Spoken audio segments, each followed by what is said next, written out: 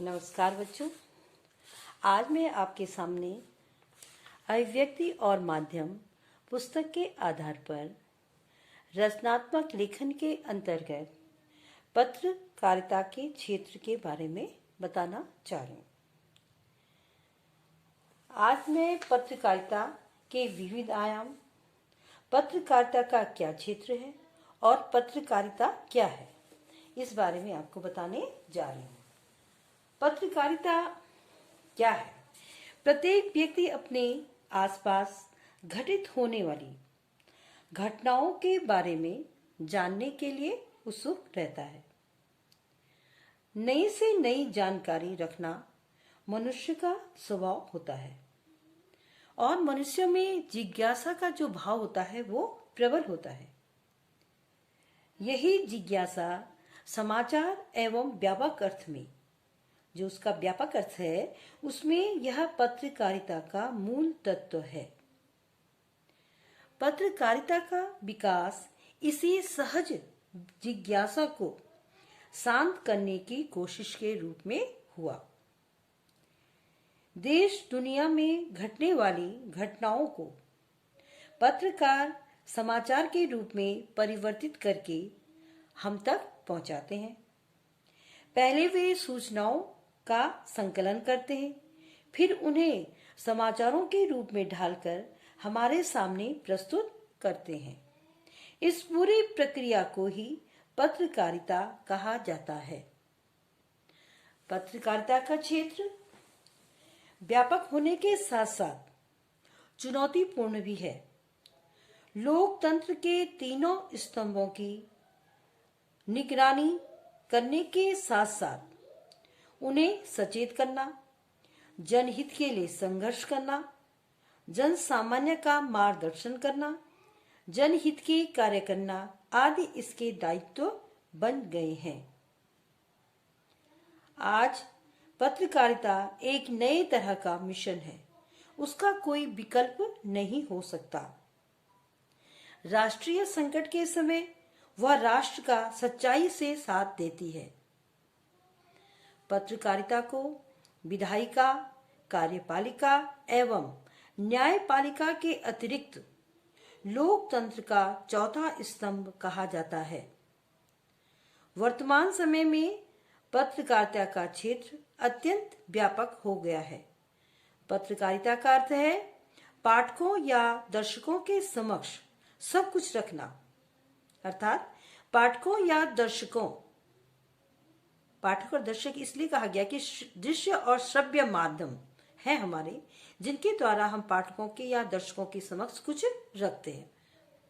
उनके सामने मनोरंजन, स्वास्थ्य, फिल्म, सौंदर्य, फैशन, विज्ञान, खेलकूद, कला, संस्कृति आदि के विषय में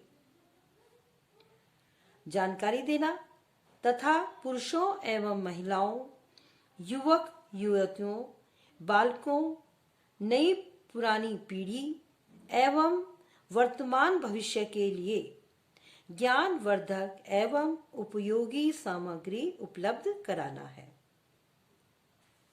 अब पत्रकारिता के विविध आयाम क्या क्या हैं? पत्रकारिता का संबंध मुख्य रूप से समाचारों से है, किंतु इसके अन्य आयाम भी हैं। किसी विचार, टिप्पणी, संपादकीय लेख, फोटो, कार्टून आदि से संबंधित पत्र भी पत्रकारिता के अंतर्गत ही आते हैं। इसलिए पत्रकारिता के मुख्य आयाम है पत्रकारीय लेखन, संपादकीय लेखन और समाचार लेखन। अब पत्रकारीय लेखन क्या है? विभिन्न समाचारों से एक जैसी जानकारी की अपेक्षा नहीं की जा सकती है। पाठक कुछ घटनाओं के मामलों में विभिन्न तथ्य एवं विवरण विस्तार से पढ़ना चाहता है, तो कुछ अन्य के संदर्भ में उसकी इच्छा केवल यह जानने की होती है कि घटना के पीछे वास्तव में तथ्य क्या है, इसकी पृष्ठभूमि क्या है। समय, विषय एवं घटना के अनुसार पत्रकारिता के लेखन के तरीके बदल जाते हैं और यही बदलाव पत्रकारिता में कई नए आयाम जोड़ता है। समाचार के अतिरिक्त आलेख, टिप्पणी, संपादकीय, फीचर, कार्टून, रिपोर्ट, फोटो आदि पत्रकारिता के विशेष अंग हैं। समाचार जगत में इसका विशेष स्थान एवं महत्व है। इन सब के बिना कोई भी समाचार पत्र पूरा नहीं हो सकता। अब देखिए संपादकीय लेखन क्या है। समाचार पत्र या पत्रिका के संपादक के विचार को संपादकीय के रूप में जाना जाता है। कोई भी समाचार पत्र या पत्रिका का जो संपादक होता है उसके विचारों को क्या है, संपादकीय के रूप में जाना जाता है। प्रत्येक समाचार पत्र का संपादक प्रतिदिन किसी न किसी ज्वलंत विषय पर अपने विचार व्यक्त करता है। संपादकीय के माध्यम से संपादक के निजी विचारों को जानने के अतिरिक्त समाचार पत्र की नीति, सोच एवं विचारधारा भी स्पष्ट होती है और इस लेख के लिए संपादक स्वयं उत्तरदायी होता है। संपादकीय के अंतर्गत किसी घटना पर प्रतिक्रिया, किसी विषय या प्रवृत्ति पर उसके विचार, किसी आंदोलन या विचारधारा के प्रति प्रेरणा, किसी जटिल स्थिति का विश्लेषण एवं सुझाव आदि शामिल किए जाते हैं। इसलिए एक उच्च स्तरीय जो संपादकीय है उसमें कुछ गुणों का समावेश आवश्यक है। जैसे पहला है, संपादकीय लेख की शैली प्रभावशाली एवं सजीव होनी चाहिए। संपादकीय की भाषा स्पष्ट, सशक्त एवं प्रखर होनी चाहिए। दूसरा है, लेखन में हास्य व्यंग का पुट होने पर लेख अपेक्षाकृत अधिक आकर्षक हो जाता है। संपादक की दृष्टि एवं विचार बिल्कुल स्पष्ट, निर्भीक एवं दृढ़ होने चाहिए। हर बात को उचित ठहराना, लचीला रुख, ढीली ढाली शैली, अंततः किसी निष्कर्ष पर नहीं पहुंचना आदि संपादकीय लेखन के दोष माने जाते हैं जिनसे बचने की आवश्यकता है। तीसरा है समाचार लेखन। समाचार लेखन एक विशिष्ट कला है। श्रेष्ठ समाचार वही है जो सूचनात्मक हो और उसमें तथ्यों को इस प्रकार संकलित किया गया हो कि पाठक या दर्शक श्रोता घटित घटना का विवरण सही परिप्रेक्ष्य में समझ सके। संवाददाता में संवेदनशीलता, कल्पनाशीलता, भाव प्रवणता, रचनात्मकता एवं वाक वैधकता जैसे गुणों का होना अनिवार्य है। समाचार लेखन के आवश्यक तत्व क्या है? समाचार लिखने से पूर्व उसकी पृष्ठभूमि का ज्ञान आवश्यक है। समाचार प्राप्त होने के बाद उससे संबंधित अनेक पक्षों एवं तथ्यों को समाहित कर समग्रता के साथ लिखना अपेक्षित है। इसलिए समाचार लेखन में 4 सकारों का ध्यान रखना आवश्यक है। पहला क्या है? सत्यता। समाचार सच्चाई पर आधारित होना चाहिए। दूसरा, स्पष्टता। समाचार अपने अर्थ को सरलता से समझा सके। तीसरा है संक्षिप्तता। समाचार को अति विस्तार से बचना चाहिए। सुरुचि। समाचार की भाषा शैली एवं प्रस्तुति रोचक होनी चाहिए। समाचार अनुच्छेदों में विभाजित होना चाहिए। समाचार के अनुच्छेद न तो अधिक बड़े और न ही अति संक्षिप्त या लघु होने चाहिए। एक अनुच्छेद में यथासंभव एक ही आयाम या पक्ष होना चाहिए। समाचार में शब्दों की पुनरावृत्ति नहीं होनी चाहिए। समाचार की भाषा में सामासिकता का गुण विद्यमान होना चाहिए। समाचार लेखन में शब्दों का निरर्थक प्रयोग नहीं करना चाहिए। समाचार लेखन सामान्यतः 2 प्रकार के होते हैं, स्तूपी और दूसरा है विलोम स्तूपी।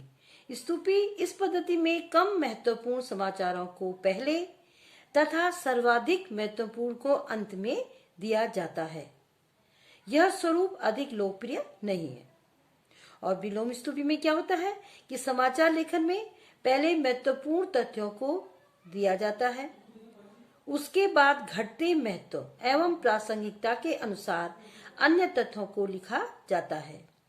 इसमें प्रथम अनुच्छेद में सर्वाधिक महत्वपूर्ण तथ्यों तथा अंतिम अनुच्छेद में कम महत्व के तथ्यों को लिखा जाता है। यह पद्धति समाचार लेखन में अत्यधिक लोकप्रिय है, लेकिन इसका प्रमुख दोष यह है कि यह घटना को निश्चित क्रम में प्रस्तुत नहीं कर सकता और इसमें पुनरावृत्ति होने की संभावना हमेशा बनी रहती है। अब समाचार के तत्व क्या होते हैं? किसी भी समाचार के 6 आधारभूत तत्व होते हैं, जिन्हें हिंदी में 6 ककार कहा जाता है, अंग्रेजी में 5 W एवं 1 S कहा जाता है। किसी भी समाचार में इन 6 तत्वों का होना आवश्यक माना जाता है और ये तत्व हैं क्या, कब, कहाँ, कौन, क्यों और कैसे। क्या घटित हुआ, कब, घटना कब घटी, कहाँ, घटना किस स्थान पर घटी यानी किस स्थान से संबंधित है, कौन, घटना किससे संबंधित है, क्यों, घटना क्यों घटी और कैसे, घटना कैसे घटित हुई। तो यह समाचार के तत्व हैं, इनको 6 ककार कहा जाता है और समाचार में इन 6 तत्वों का होना सामान्यतः आवश्यक माना जाता है। समाचार कितने प्रकार के होते हैं?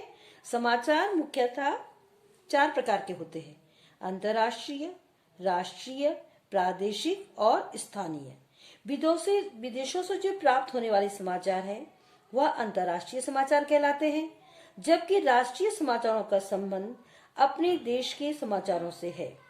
देश के विभिन्न प्रदेशों से प्राप्त होने वाले समाचारों को प्रादेशिक समाचार की श्रेणी में रखा जाता है। स्थानीय समाचारों से समाचार पत्रों की गतिशीलता बढ़ती है। स्थानीय समाचार पत्र के प्रकाशन या उसके आसपास के क्षेत्र से संबंधित खबरों के समूह होते हैं।